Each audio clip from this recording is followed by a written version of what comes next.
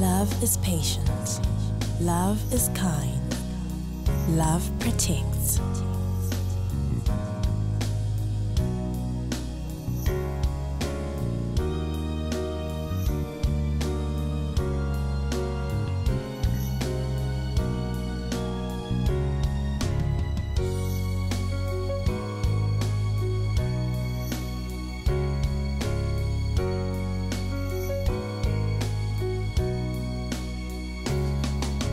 Love always trusts. Love always hopes. Love never fails.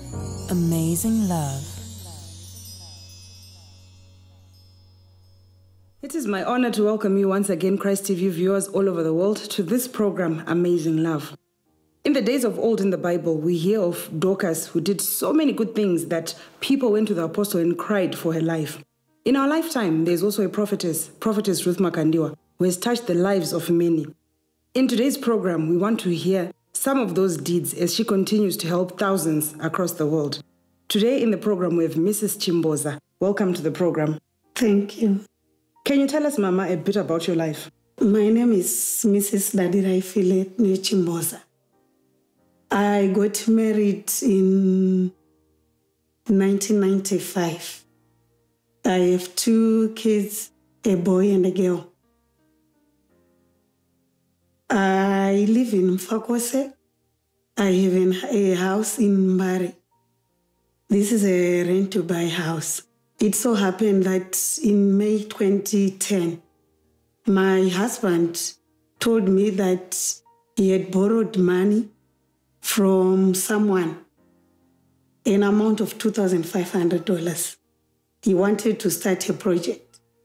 So this project flopped. And by the time that he had promised to pay back the money, he didn't raise enough money to pay back. So the person whom he had borrowed money from told us that he was going to report my husband and get him arrested if he didn't pay back the money by the end of May 2010.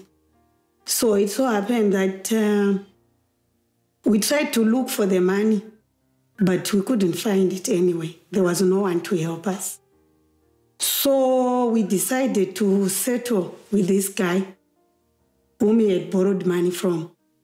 We had an agreement that we would move out of our house and he would come and live in our house for a certain period.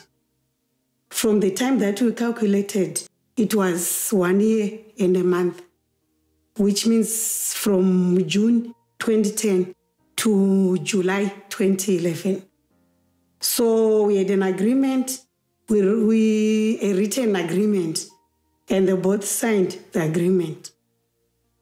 A week after we had moved out of our flat, my husband collapsed and died.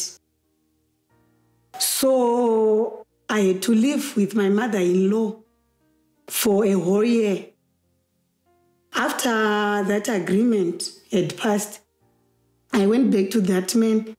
I tried to reason with him so that he would move out of our house and I would return with my kids, but he refused. He started telling me statements. He was saying that my husband sold the house to him.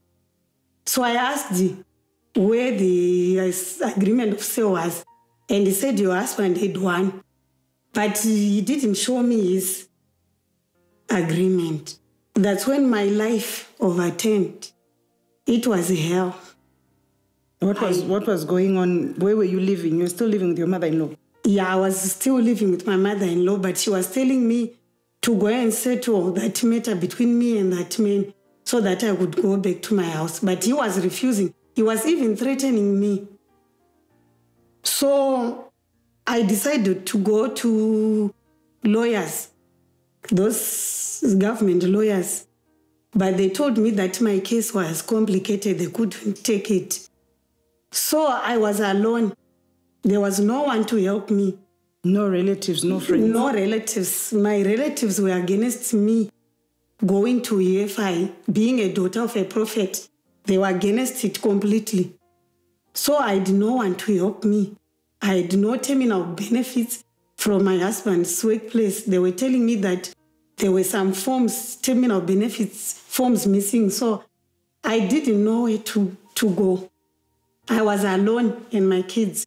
So can you explain to us at that time what was going on with your children? Were they going to school? Did you have school fees, uniforms? Nothing completely. It was so difficult. As I was telling you that I was on the verge of collapse. I had to work, till people's lands, clean the yards, do part-time cleaning and washing and ironing for other people to raise money for school fees for my 2 kids. The elder one is a boy. He was doing Form 2 at that time. And the other one, a girl, she was in grade 5. During that time, I know where to, my mother-in-law, it was a year after my husband had passed on. She told me that I had to go back to my parents' house. And I'm telling you, there was nowhere to go back. It was so terrible. When I went back home and told my mother that I was coming back since my husband had passed on, she said, if you want to stay, you can stay. But the other children, they don't want to see you here. Go and tell that prophet of yours to go and buy a house for you. He's buying houses for other people. Why can't he buy a house for you? Why can't he fight for you to get your house back? It was terrible, I'm telling you. And how did you feel when your mother was saying that about your prophet? I was in a state of shock. I was shocked. So I had to work very hard from morning till evening. And the boy, sometimes he couldn't go to school. I had to go and ask for permission from the headmaster to let him attend lessons so that I would look for school fees.